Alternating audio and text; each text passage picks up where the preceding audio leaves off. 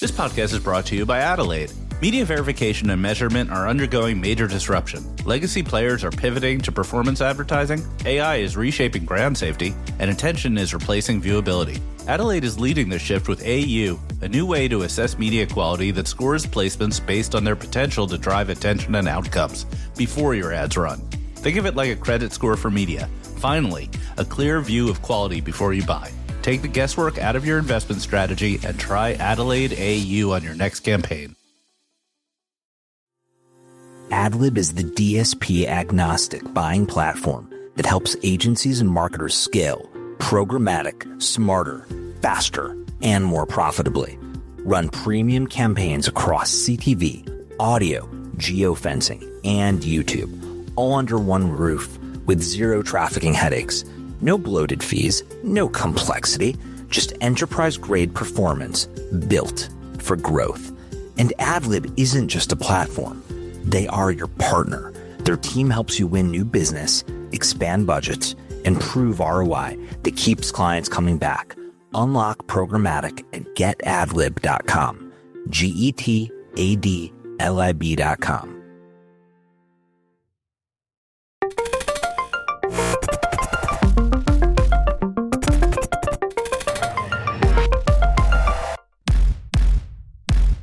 All right, welcome to the Marketecture Podcast. This is Ari Paparo. I'm here with Eric Franchi, and our guest this week is Matthew Goldstein, otherwise known as MSG. Eric, do you know MSG, or do you know of MSG and his newsletter? I know of MSG and his newsletter. I was a subscriber. I guess I am a subscriber. He stopped sending them and he moved over to LinkedIn. But man, those were the longest and most detailed emails around everything publisher that I think ever existed. And he is all in on publishers. But what's interesting is his focus is now on AI and its effect on publishers. So it's fascinating. Exactly. Yeah. I had coffee with him maybe a month ago, and he said, I don't care about ads anymore. I want to talk about AI. And I said, okay, why don't you come on the pod and talk about AI? He's really involved in this question of how do publishers get paid for their content. So we're going to hear about the emergence of these exchanges where publishers are asking AIs to pay them, as well as upfront deals. And maybe we'll touch on the legal side of things. So it should be an interesting conversation. He's also a very fun guy, and we'll probably go off topic a lot. Can't wait. Anything to announce this week? No, not really. If you're not, you should be getting our newsletter at news.marketecture.tv. You should also, subscribe to the Refresh newsletter, which is written by AdTech God, and AdTech Explained had a really good piece this week on AI and what was it about? It was about AI and how they are putting ads or in Google AI searches. So just a reminder that Marketecture's got a lot of great content, and you should subscribe to it if you're not. So with that, let's jump in with MSG about AI and content licensing. All right, Matt Goldstein, MSG, thanks for coming back on the show. I had no choice, Ari. Thank you very much for having me. Yes, exactly. No choice. All right. We have to talk about some logistics first. Okay. First question. Everyone wants to know what happened to the newsletter, the Things I Saw newsletter, which had, you were paid by the word. It was long. It was in depth. What happened? So it was called What I Saw Happen. Okay. I used MailChimp, which I despised. MailChimp would cost me like $90 a month. I sent the newsletter out once a quarter. And I just stopped doing it, partly because I was getting no immediate reactions. I would find out who opened it, I would send it out to 3,000 to 4,000 people. It would get a ton of pass-alongs, and I'd get like 10 or 15 comments at the end of the day. And then I started putting stuff on LinkedIn. I could do a post a day, and I get hundreds of comments back, and it feels like it's so much more immediate with what's happening in the industry. I actually remembered I wanted to use your profile in Beehive because I hated spending $90 a month for MailChimp, and you told me no. Oh, come on. That's probably not what happened. I wouldn't say no. I have, maybe we didn't upgrade. So now we have a gold-plated Beehive account. We could probably throw you on there. Or maybe we'll just acquire it. Maybe it'll be the newest Marketecture acquisition. But it's true. $1, it's yours. It's true. I get $1. $1. I was a subscriber, and I always wondered if everybody had the same user experience as me. It was so long. It was long. that like I would have to hit the like continue reading on web. You just dumped, and it was all good stuff, Matt. Like you just dumped all this content in it, and I miss it. You should bring it back. We should make it part of architecture. I will represent you in the transaction. Let's go. Let's do $2. Okay. So Eric, hold on. Eric, it took me so much time to put that together. I would literally have a running list in a Google Doc, and every day I would add something to it. And that's why it grew so long. It was 90 days of data. You know, it's really true, though. As someone who writes a newsletter, I get very little feedback. Every once in a while, someone's like, oh, that article was awesome. But like, you know, even when people like it, they don't say anything. It's just not an interactive medium. It would drive me nuts. I would send it to people who I know well, and they would not give me feedback. Or I'd send it to people, and then 5 years later, they ask me some for advice. I'm like, I sent you a newsletter 30 times in the past 5 years. You couldn't thank you once, and now all of a sudden you're asking me for advice, and I'm like, oh, I don't know, it doesn't feel right. The medium is the message. That's the learning here. But apropos of the conversation we're about to have, difference between posting on social, which you've been doing great at, and a newsletter is on social, you are quote unquote renting your audience. You are, you know, being reliant on the reach and the algorithms. The newsletter, you're always going into the inbox. Okay, Eric, I don't care. Okay. You're not a publisher. You're not a publisher. Well, I'm 58 years old. Today, we're this is December 4th, correct, Ari? And this goes live when? We're recording Thursday the 4th. It goes live on the 5th. Okay, the 5th is my birthday. I will be 59 years old. Nice. Happy birthday. Happy birthday. You want to come to my party, Ari? Ari, you're more than welcome to come to my party. So on Tuesday, December 2nd, was my 55th birthday also. So we're having a little birthday podcast. Happy birthday, boys. Matthew, I'm not invited. What's going on? You want to come back? Where do you live, Eric? Where do you live? Parts unknown. I'll send you the invite right now. So wait. My point being, at 59 years old, I'm at the end of my career. I don't give a shit. Okay. Respect. It's like Logan's Run. You hit 60 in the media business, they just kill you. I love that. I love Logan's Run, one of the best shows ever. We're dating ourselves. We are. All right. So second housekeeping item. So this week, Spotify Wrapped came out, and it was great because a lot of people came out on Twitter saying, oh, man, Marketecture was our number one podcast or number two podcast after Joe Rogan, of course. So I'll take that. But do you guys know who our number one fan is? And there's no doubt this is our number one fan because I get feedback from this person every week. And the clue is John that Everett. you know this person, MSG. Mark Capolo. So this is a shout out to our number one fan, Nicole Pruis, who gives me a running commentary by text on all the things she finds amusing or wrong in our podcast. And so, Nicole, I'm going to get quite a text tomorrow morning when she listens to this. But you hired her originally, didn't you? At Viacom back in the day. Like you're talking 2001, 2002. Yeah, you're responsible for bringing her into our industry, I'd say. Well, you know, my job right now is just a big connector, and all I do now is connect you. Yes, I'm aware of that.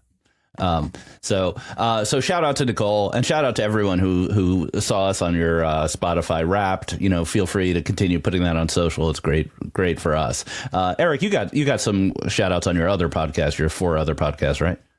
Yeah, it was really great to see. My personal Spotify Wrapped was quite enlightening. I don't know if you guys felt the same. Yeah. I haven't looked at mine yet, but I'm confident it's like basically Taylor Swift and Soundgarden, which is a weird combo, but it's the way I roll. Yeah, it's fascinating. They aggregate all of your listening, and they come up with some pretty interesting findings. I recommend everybody find it.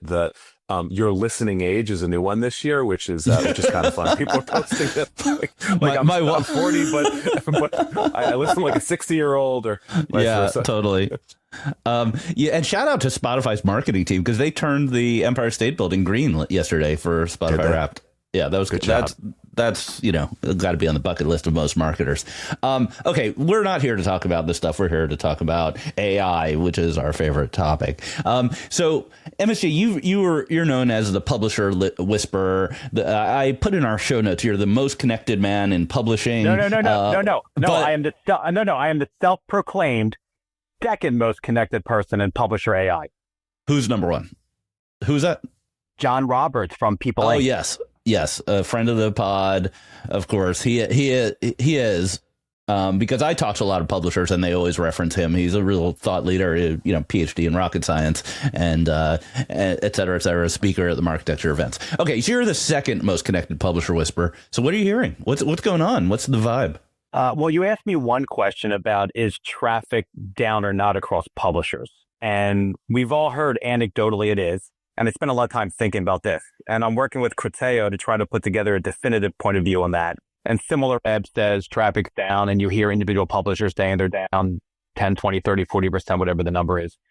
But I'm also going to reach out, or if they're listen to the talk to Parsley or Chartbeat and find out if they can actually tell us if they're down or not, because they know for sure as a benchmark more than anyone. Where SimilarWeb is sort of what you have to put a little piece of code in your PC and they sort of capture stuff and they put some AI on top of it. Like, I want to know for sure. And I feel like Chartbeat and Parsley are the two best, like Google or GA4, which will never. Yeah, it's all non-representative samples, right? So they're all trying to estimate based on that. But if when you're talking to individual publishers, are they coming to you saying, "Oh crap, we're down X percent"?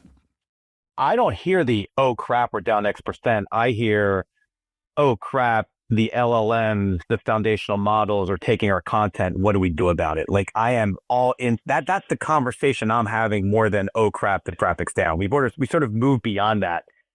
And so the more thing is like, my big thing is how do publishers get paid for the content that is being stolen by all the big foundational models over the past 3+ years? That's stolen. Doing Ari in the past 2 years. That's all I care about. So I don't care about ads anymore. So if you ask me any ad questions, I do not know the answers. No, we're not here to talk about ads. We're here to talk about AI. Okay, so there's 3 dimensions that I want to talk about. First is the upfront deals that people are making to license the content. Second being the legal angle, which is let's sue them until they pay us. And the third being the concept of real-time exchanges for content purchasing. What order do you want to take that in? Let's talk about the first one. Go first. Okay, upfront deals. So a lot of headlines, Reddit, $30 million, New York Times licensing to Amazon for their shopping stuff. What's going on? What's the state of the upfront deal market? So whenever we get together, no one talks about the specifics of these deals because we never anything confidential. So we sort of know what we read in the trades. What OpenAI did 10, 11, 12, 13 deals with most of the big players. We joke around that Sam Altman did deals with his billionaire friend, who he knows, to sort of make sure nothing bad happens. We also joke around that they did the first deal and the second deals will never happen. I think some of them are expiring soon. And some publishers are trying to figure out, what do I do now? How do I make up for that lost revenue? Where does that come from? That's a great point. We haven't heard about one of these deals in, it feels like months, because we would talk about them. They were coming hot and heavy. And we were talking about it seemingly every week. There's been nothing. Well, so what happened 2 days ago with Sam Altman and the code red inside the company, right? Right. So, yeah, we'll talk about that later on. Maybe that's the reason why. Is that because they're running out of money or they don't want to do the deals? My hypothesis is that they realize the quality of chat, which all the kids call it, is not as good as it used to be. That Gemini has starting to be much better in everything. And I think Sam and team got distracted with ads and Pulse and agents that they realized we're too distracted. We need to make sure the foundational model works really well. And the foundational model was not doing as well as Gemini when Gemini did their code red a year or two ago and figured it out. My gut feeling, again, I know nothing, I'm just hypothesizing, is that does OpenAI are scraping again to try to get new information for their foundational model because what they had in there just wasn't working. It's not as good.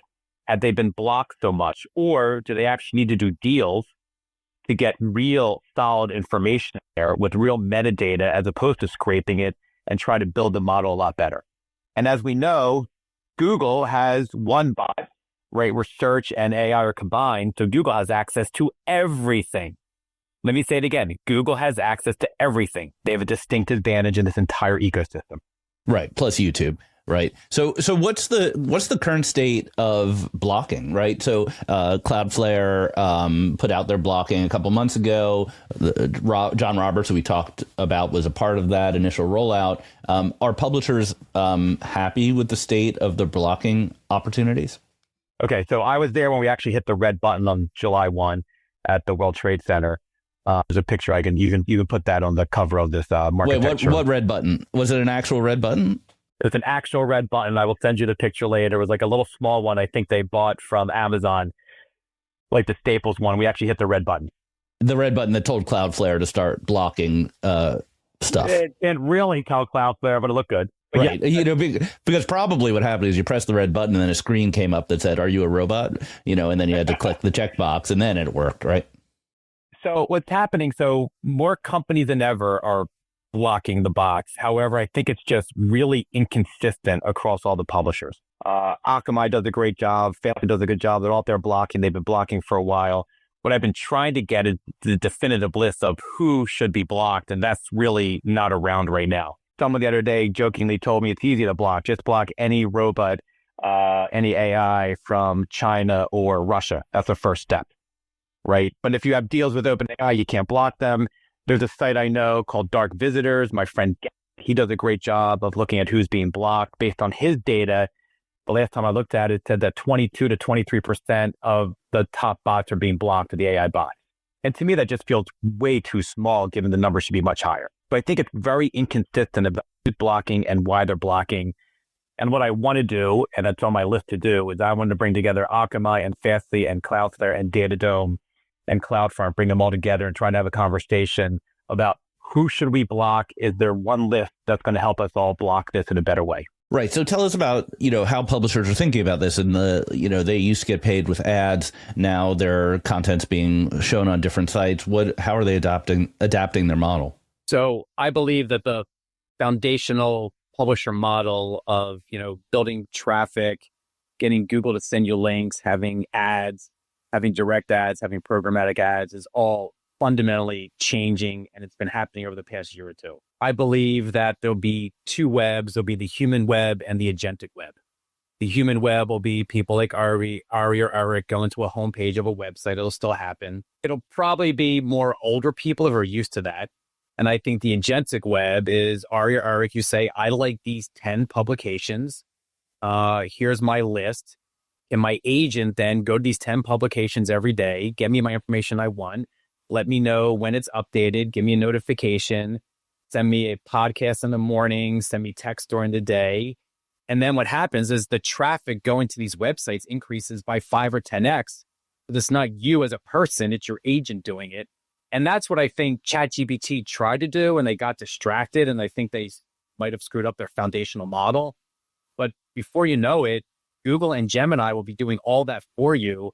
And they have such a distinct advantage, given they have access to all your content. They have Gmail, they have YouTube, they have Google Calendar, that it's going to be your one-stop shopping for anything. And then they have to end up paying for this content in some way. They can't continue to just take it. That is the big. You end up in the argument that Google News has been having for 20 years, which is Google News is like, hey, we drive you traffic. And then publishers are like, hey, you're stealing our content.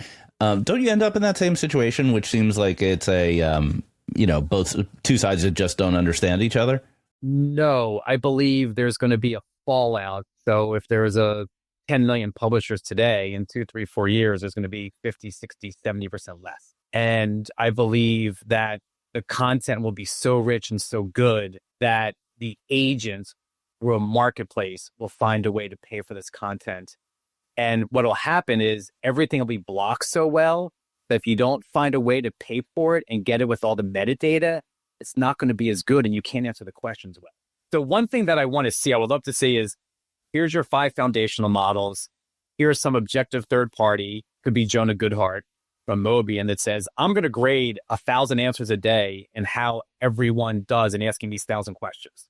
And they all get a score. And right now, if you got a score would be a C, a D, or an F for probably every one of the foundational models. Well, how do you get it up to an 80 or 90? One of the answers is give it access to all the content in real time with the metadata and everything else instead of scraping it. Everything gets better and better. Okay, so let's talk about the emergence. It's quality, and it's the right answer instead of the crap we get now. We accept it. Yeah, I know, I get that. But let's talk about the emergence of these potential publisher content marketplaces, right? Where the AI people would be paying in some way. And I want to talk about the mechanics, the current status of these efforts, like what the ideal state is. because there's a lot going on here. By my estimation, and maybe you definitely should know better than me, there's like two big ones that are getting attention. There's Microsoft and there's the IAB. And then there's a lot of like private companies that are trying to create marketplaces. So I have a list in front of me of 22. 22. Oh my God. Okay. 22. Because what happens is every time I post on LinkedIn, I get all these people coming to me and saying, I have a marketplace. I have a marketplace. Sure, I'll talk to you. So I have a list of 22. Okay, so the problem with these marketplaces, they're like dating marketplaces. Lots of sellers, very few buyers, right? You know, every publisher would be happy to get paid for their content, right? But you need the demand side to want to pay for it. Correct. So a couple things. So, you know, the big one out there, probably the biggest one now is Microsoft, as you alluded to. It's called the Publisher Content Marketplace. Axios wrote about it in September, what's going on. I think there's probably 3 or 4 publishers who have publicly said they're part of it. It was Gannett in an earnings call. It was People in an earnings call. And I think it was Axel Springer. It might be a couple more that you've heard of, but I think those are the ones that are public. Right. Right. And Nikhil, who used to run MSN, just got a big promotion. I send you the link and the notes, Ari and Eric, about him being part of it and taking a bigger job. So I think Microsoft is really doing a good job of trying to figure this out and trying to figure a way to pay the publishers. And so let's talk about the mechanics of this one. I have to ask you one question first. I'll ask Eric. Yeah. Sorry to ask you. Eric, what financial app bank do you use? Are you being fished? You're being fished live. I don't want to be hacked. Okay. I'm not going to answer the question. I'm assuming it's Chase, okay? No comment. Okay. Ari, because you already told me this question, it's Chase.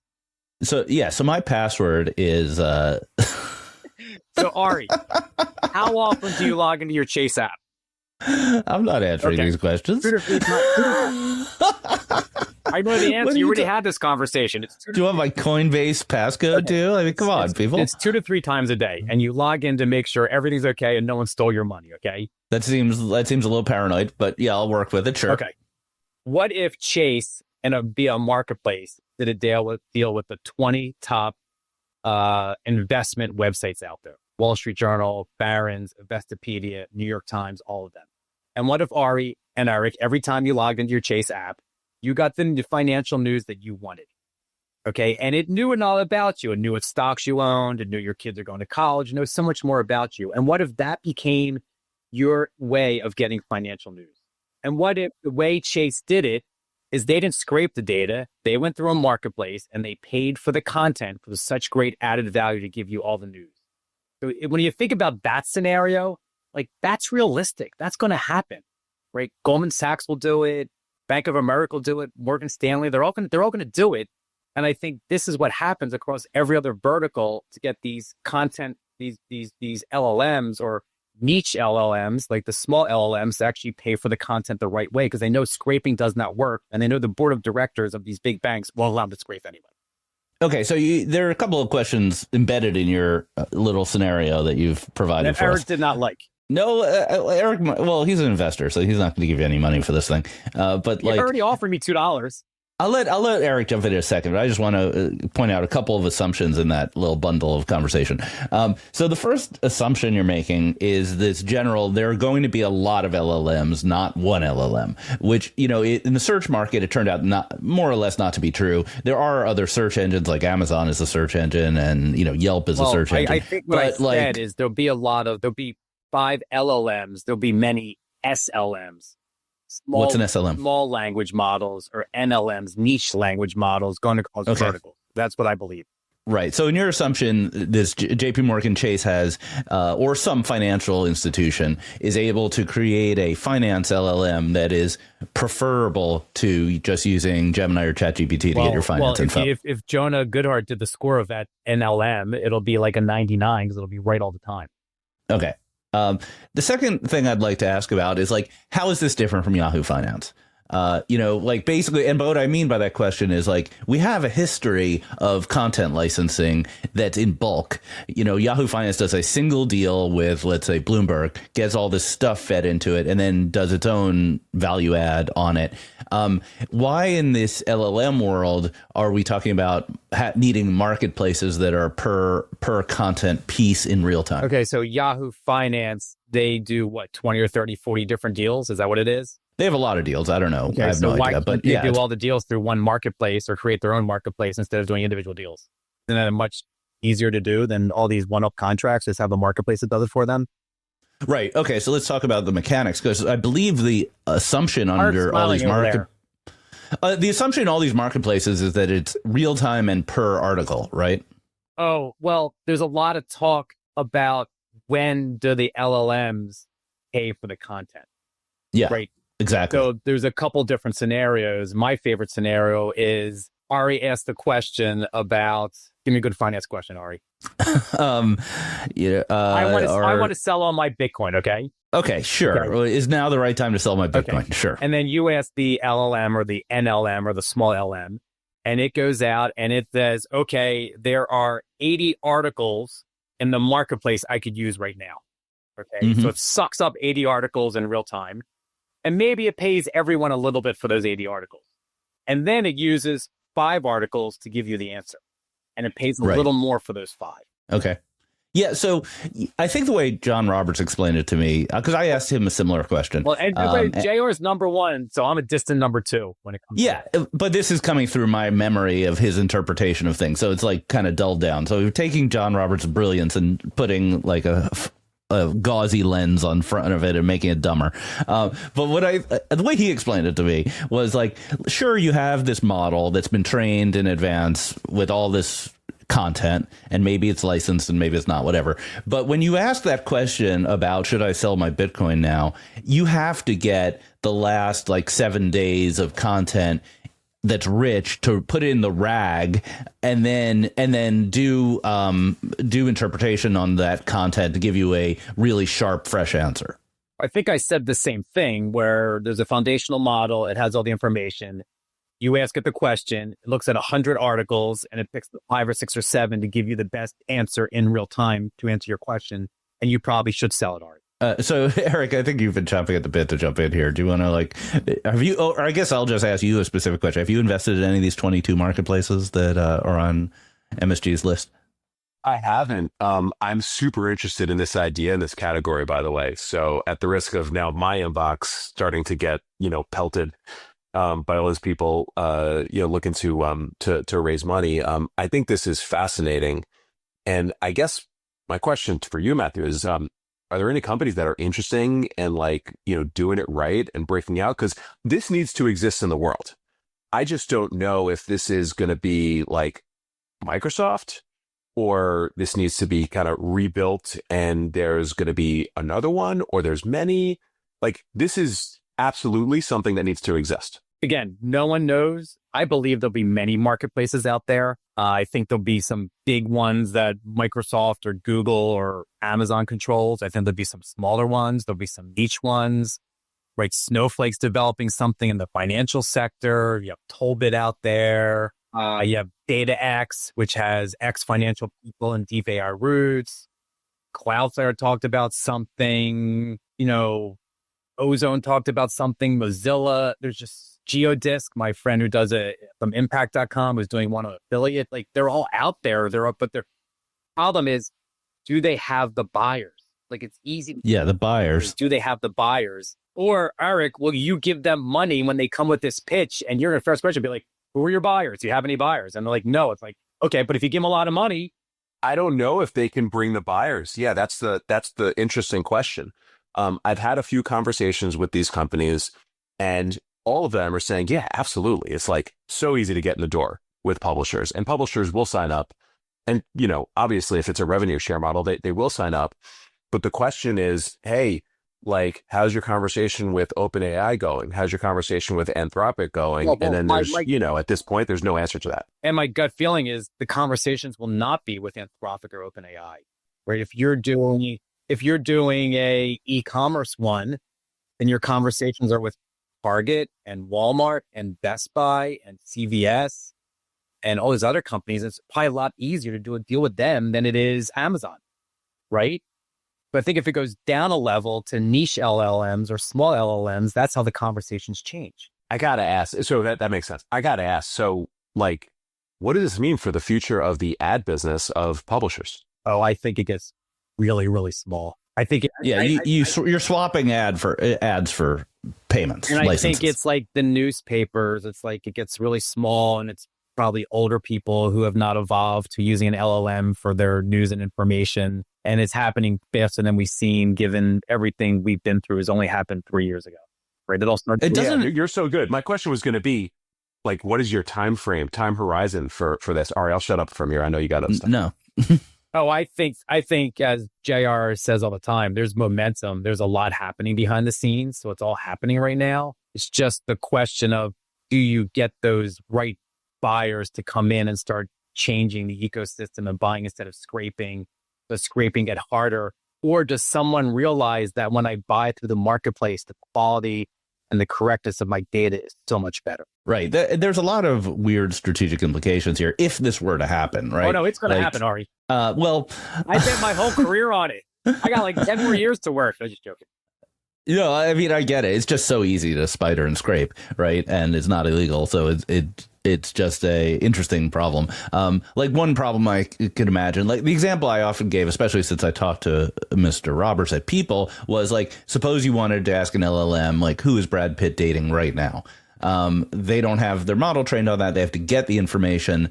But then you might say, okay, well, obviously People's going to be a great source for that kind of celebrity info, but it's also on 20 other sites. They've just copied People. Okay. So and if you really just want the fact, stop right there. How does the price maintain? Stop right there. Okay. There's 20 other sites that copy People. Yeah. In a year or 2 or 3, there'll be 3 or 4 or 5 sites that copy People because the other ones will not be. All right. This is Yeah. And then the other two interesting things. So, it's interesting that Microsoft's doing this, because if you were in a world where the answers that AI delivered had to be paid for as you go, that's just a total dagger to the heart of Google's model, right? It basically creates cost of goods sold for Google there. They don't exist right now, right? Yeah, it gets really complicated, right? You're talking the new world order is all happening in front of us. Yeah. All right. So let's just close this out with a prediction. So when do you see, how many years, or what's a date on which you think there'll be, a widespread adoption of one of these marketplaces? Next year. No, like when? Like end of next year? You're saying by the end of next year, publishers will start getting checks from marketplaces? They might be getting checks sooner, but summer, end of next year. Yes. All right. Let's call it on that. This is a fascinating conversation. We'll be back in a minute with the news of the week. A word from our sponsors. Budgets are shrinking, AI is rewriting the rules, and the marketing playbook is changing fast. That's why Possible is where you need to be. From April 27th to 29th in Miami Beach, the most influential brands, marketers, and innovators will connect to make deals, spark partnerships, and shape the future of marketing. If you're serious about growth, visibility, and staying ahead, visit possibleevent.com and secure your spot today. Again, go to possibleevent.com to secure your spot. All right, we're back with the refresh. That went longer than usual, so we'll prioritize our agenda here. But there's a bunch of news this week. We have M&A, we have AI, and we have more AI. So a good conversation to have with Matthew here. So let's start with M&A. One announcement and one official deal closing. So BroadSign acquires Place Exchange. Place Exchange, well-known out-of-home SSP. BroadSign, I think less familiar, but seems to be kind of putting together some interesting out-of-home assets. Two things here. The second acquisition this year of an SSP, and the second acquisition this year of a scaled out-of-home SSP. So we're not quite there in terms of the end of year wrap up, but nobody had out of home as, the breakout category of 2025, but the deals are happening. What do you guys think? I think out of home ads work, right? I think everyone knows that. But they've been resistant to really becoming a liquid market. They are very differentiated by their position, their screen size, their creative, et cetera, et cetera. So it's remained kind of fragmented.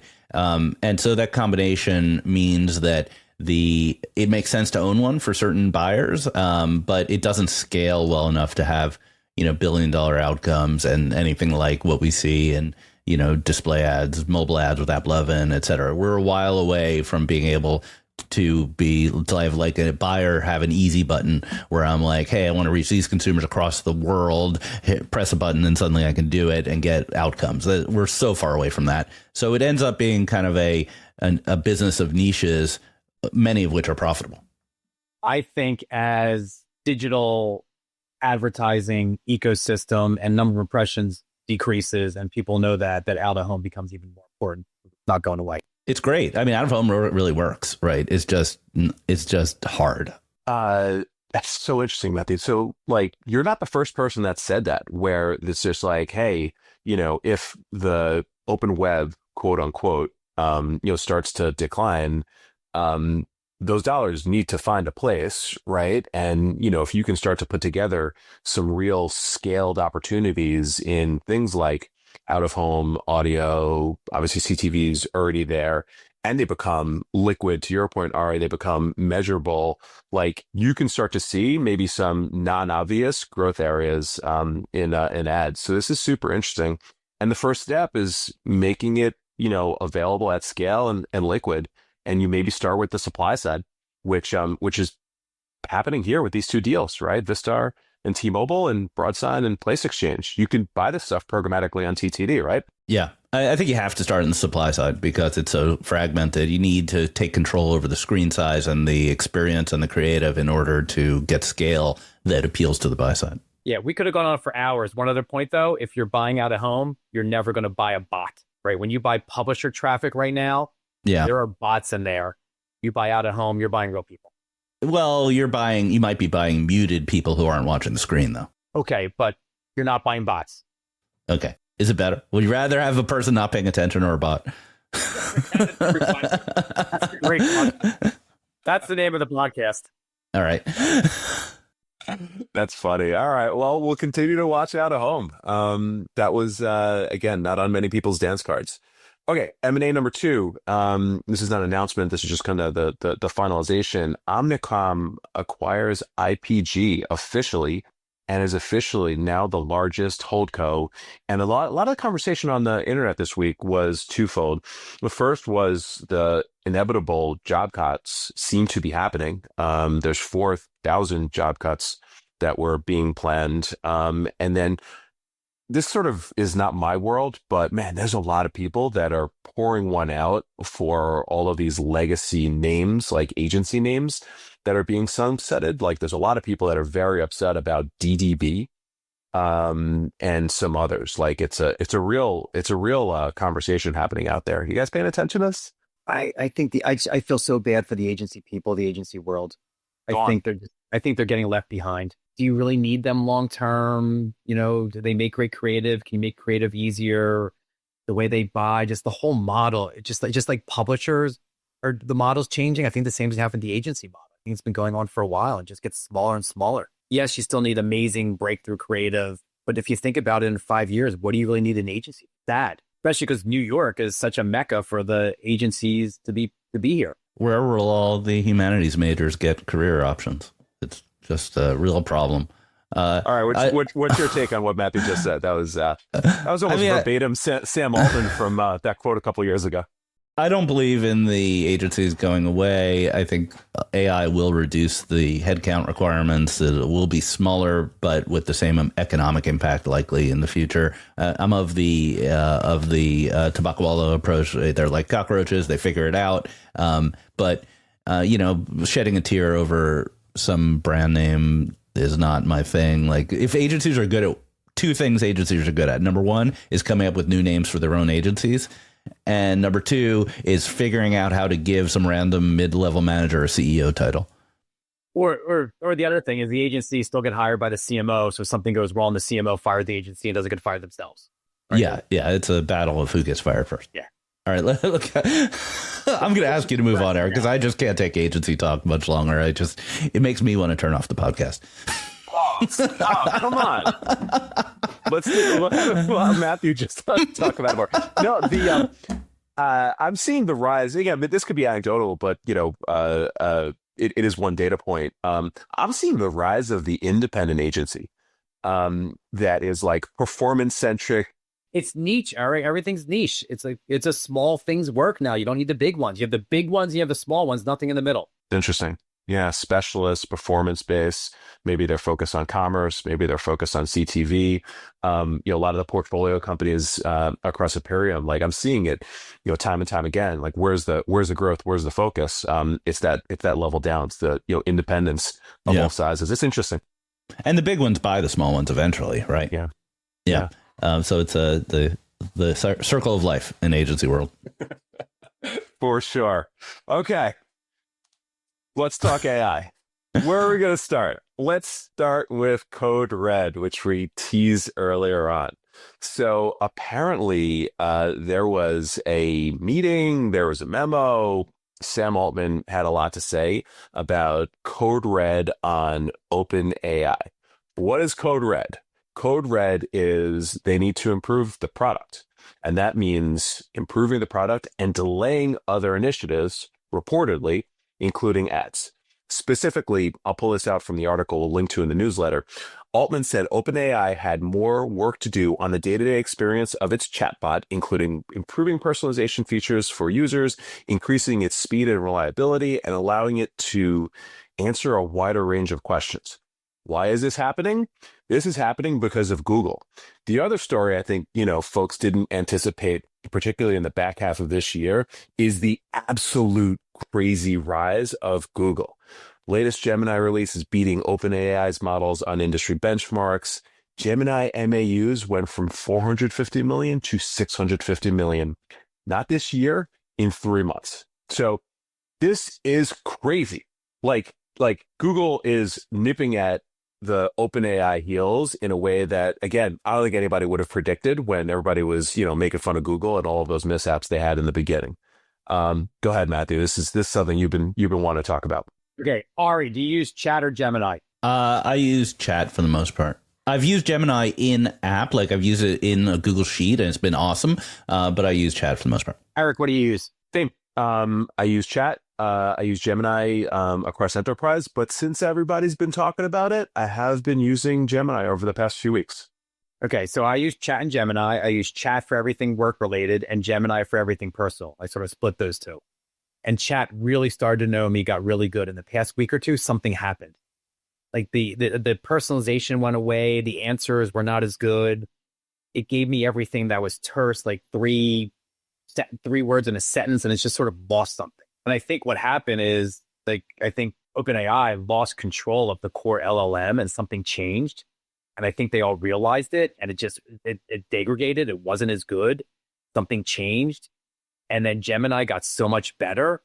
And then people started to switch because they realized something happened. And that's why he called the Code Red. Again, just hypothesizing, but I've seen a difference in Chat in the past couple weeks. Yeah, I haven't seen anything particular personally, but I will say that OpenAI has felt like a company that is got too many burners on, or too many pots on the burner, or whatever the expression is. And some of the product stuff, not the model stuff, but the product stuff has been very half-baked over the past year or so. If you're a user of some of the more advanced features, they just often don't work, or links don't work. It's just, it's clearly the kind of product development that you used to see out of Facebook in the early days, where shit would be thrown against the wall and it wouldn't work and stuff like that. Everywhere, and it doesn't work. And we all tried it, and I tried Pulse, and I tried to get it to work, and it didn't work, and I gave up. I tried. Yeah, I'm totally unable to use Pulse. Pulse is like their daily update thing, which sounded great, but then I think it's only available if you pay $100 a month, that subscription level. It never worked. I tried so long. I tried to integrate Chat into my Gmail, did not work. Nothing worked after a while. And I'm like, okay, Google's going to figure this out. They have access to everything.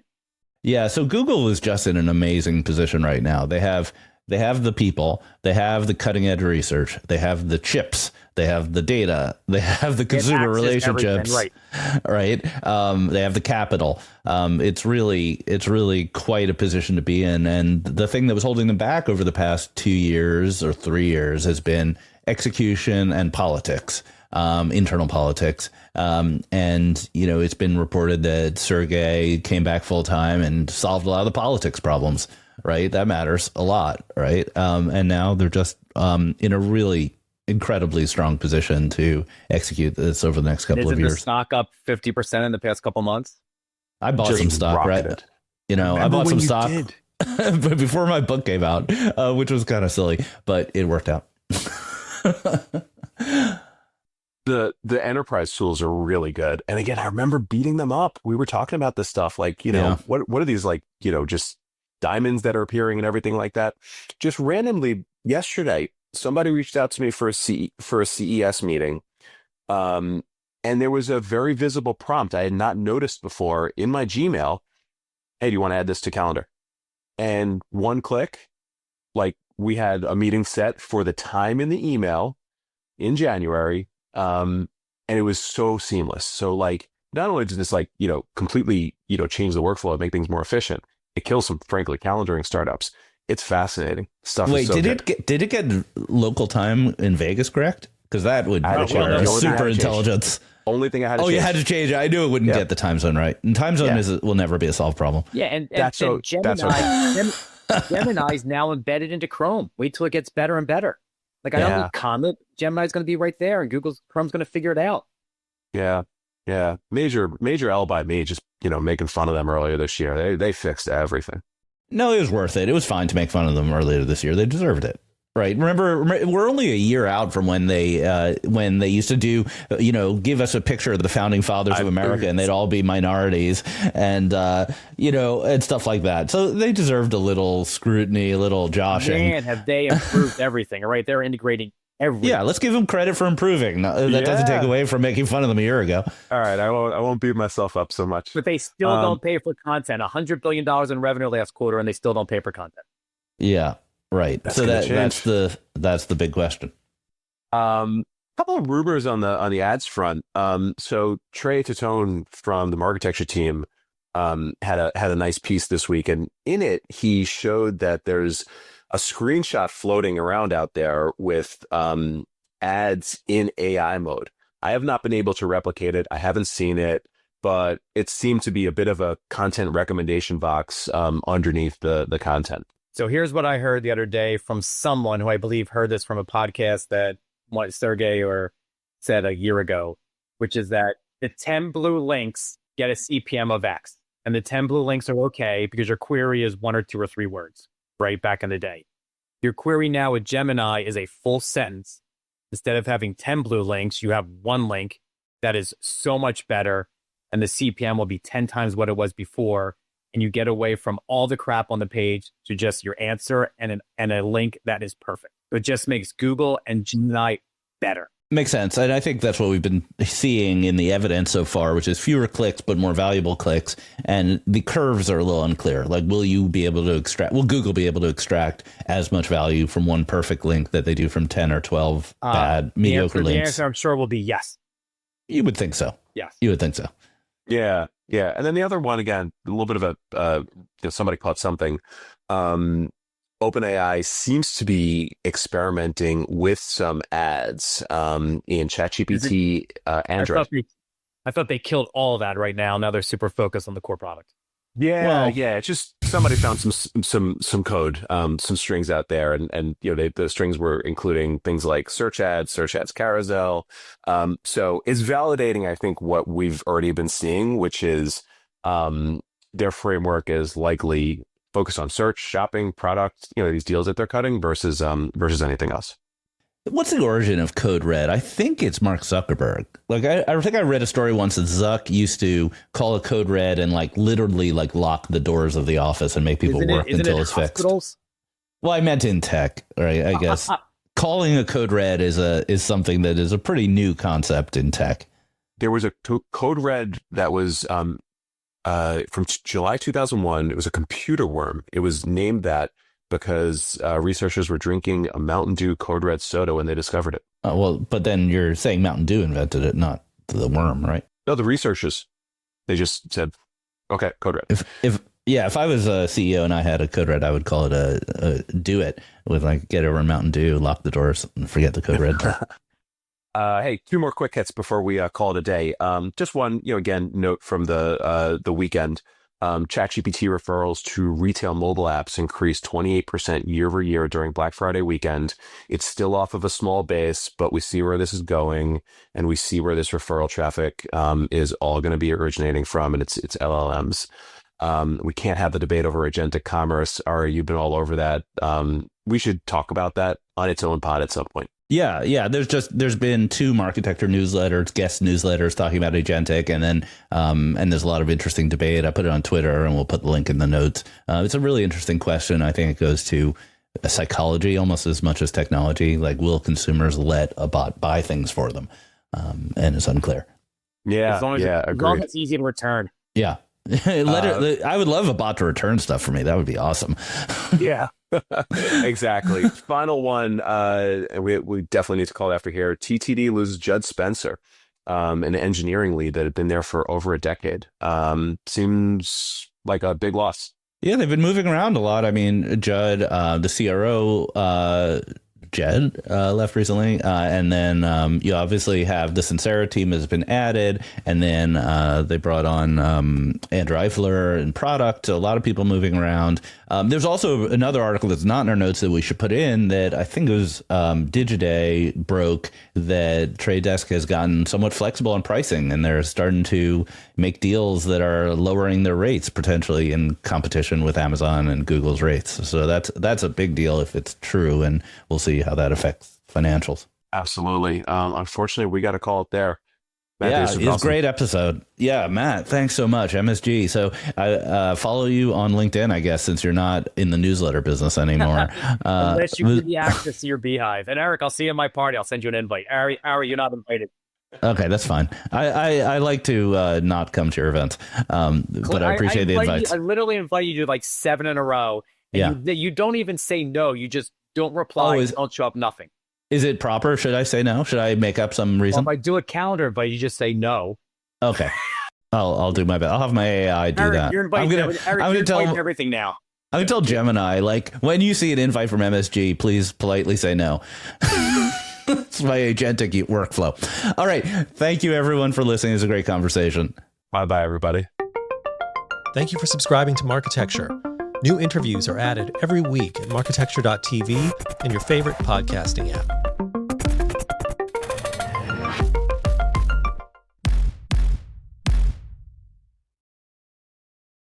Thank you for listening to the Marketecture podcast. New episodes come out every Friday, and an insightful vendor interview is published each Monday.